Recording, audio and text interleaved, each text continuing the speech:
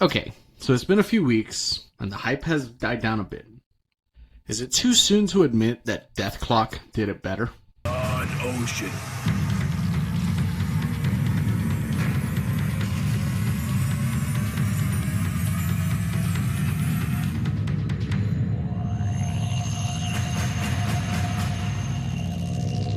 Coming soon.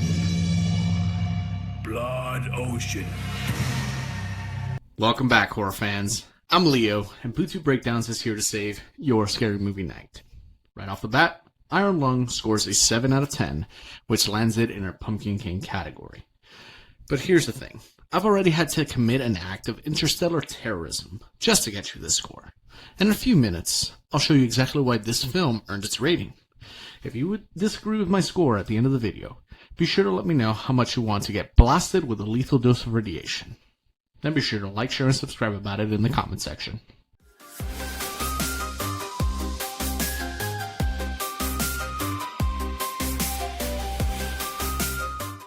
As a way to reduce his sentence, our convict, Simon, is sent on a mission to the bottom of an ocean of blood to take pictures of subsanguine anomalies, which were detected from surface scans.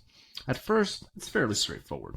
Turn the sub, go forward, use the coordinates to find the anomalies on the grid, then hit the big green button and take a picture.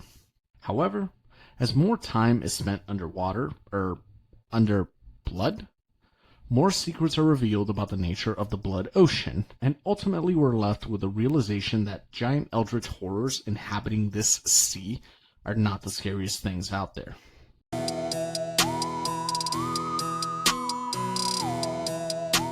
The overarching story of The Quiet Rapture is definitely interesting, but ultimately the story here is one guy is in a confined space, navigating through a dangerous ocean full of eldritch horrors in order to take pictures of interesting locations and beings of pure cosmic horror as a way to earn his freedom. In that sense, it's pretty straightforward with some backstory sprinkled throughout, shown in the form of hallucinogenic flashbacks. It's a form of storytelling that's been done before, but honestly, I can't imagine a better way to do it. We get glimpses of the past, and it gets intertwined with hallucinations of the present that were induced by the blood itself and radiation poisoning. Ultimately, it's a great little story about survival that, while not groundbreaking, was rather impressive in its delivery.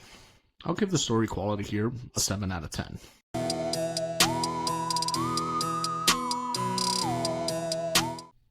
I'll admit it. Yes, I watch other review channels to hear out their takes in case they notice something that I didn't. Shocker. But honestly, I disagree with the general opinion that the first half is slow and the second half picks up. To me, the pacing of the movie was pretty spot on. Every scene is used to solve little clues related to Simon's survival, and in the meantime, teases some details about the lore of the world. No, I do not believe it's a slow movie at all. There's a few awkward points throughout that ham-fist some lore-building flashbacks, and in the very middle of the movie, there's like 2 scenes where Simon is groveling on the subfloor, which slowed down the tempo a bit. Overall, however, the movie did a fantastic job of keeping me engaged and curious throughout. The pacing for me gets an 8 out of 10.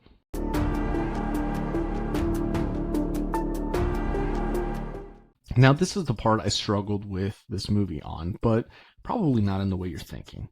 There's a ton of horror elements, all of them good, and they all have its effective use.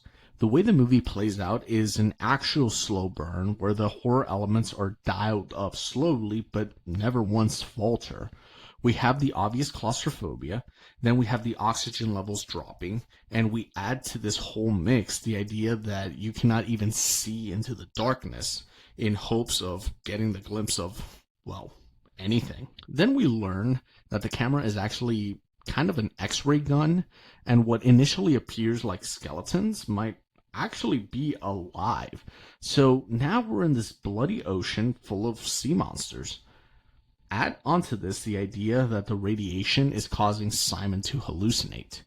We lose contact with the outside world and let the claustrophobia really set in.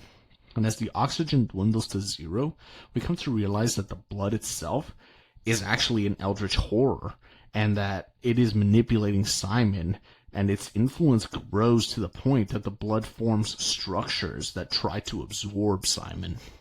All of these elements are great, visually stunning, and logically consistent. However, as a jaded horror fan, I thought it was a little more ooh than boo. Fear factor from me gets a 5 out of 10.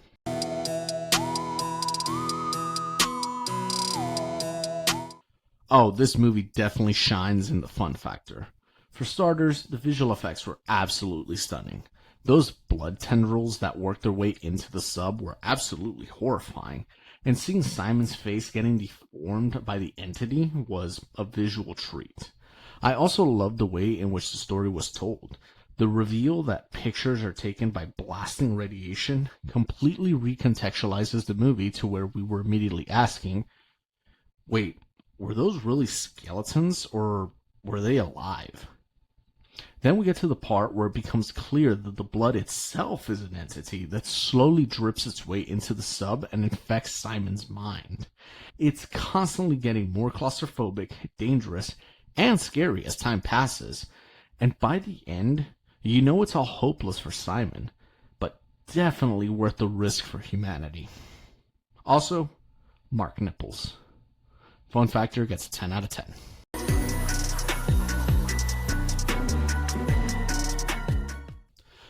Just like the fear factor, the ending was a lot more worthwhile to ponder than to actually experience. I'm not the first person to mention this, but it's basically a true redemption arc for Simon.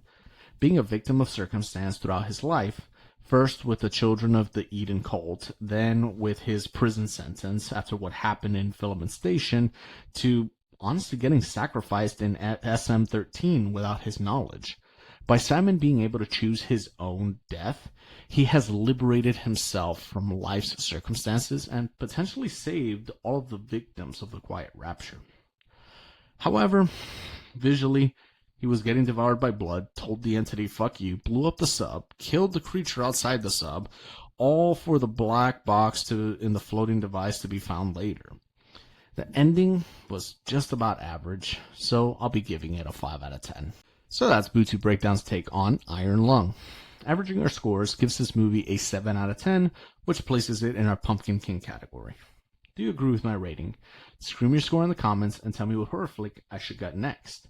If this saved your spooky vibes, smash that like, share with your horror crew, hit that notification bell, and subscribe to Bootube Breakdowns for more killer verdicts. Keep it creepy, and I'll haunt you